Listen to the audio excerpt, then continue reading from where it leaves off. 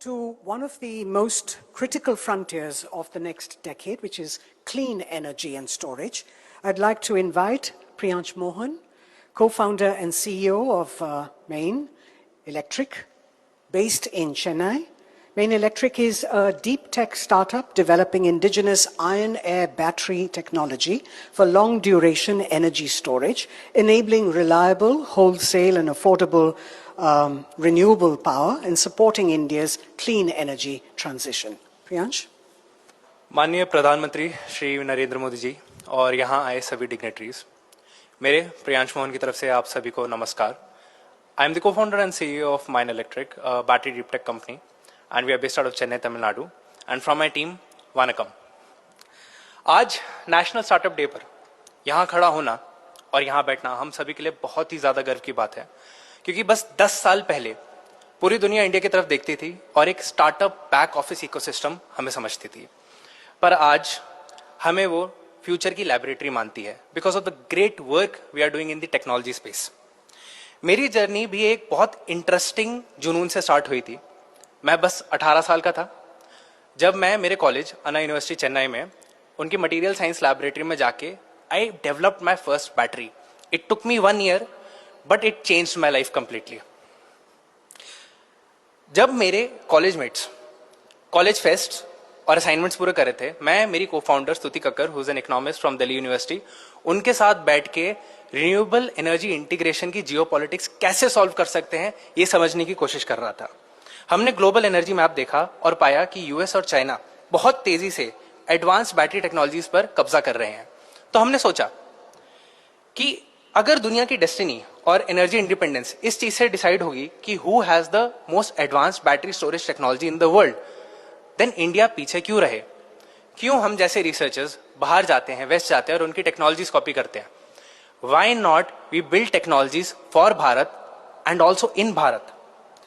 तो उस दिन हमने डिसाइड किया कि हम सिर्फ बैटरीज नहीं बनाएंगे, हम इंडिया की एनर्जी स्टोरेज की बुनियाद बनाएंगे.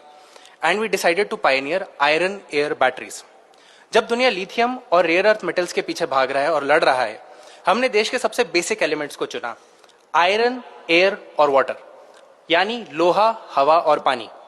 ये टेक्नोलॉजी असल में एक रिवर्सिबल रस्ट रिएक्शन पे काम करती है, जो आयरन को रस्ट और डीरस्ट करके एनर्जी स्टोर और डिस्चार्ज कर देता है.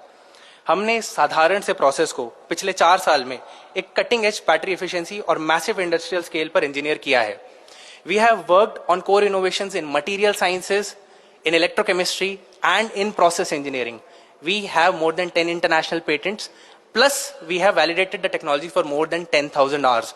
And today, ये टेक्नोलॉजी हमने खास तौर पे 16 से 100 घंटे की स्टोरेज के लिए बनाई है, यानी long duration energy storage, India की ग्रिड इकोनॉमिक्स को ध्यान में रखते हुए. तो इसका इम्पैक्ट क्या है सर? हमारी टेक्नोलॉजी लिथियम आयन बैटरी से 10 गुना सस्ती है डिप्लॉयमेंट के मामले में और 10 गुना ज्यादा एनर्जी स्टोर कर सकती है.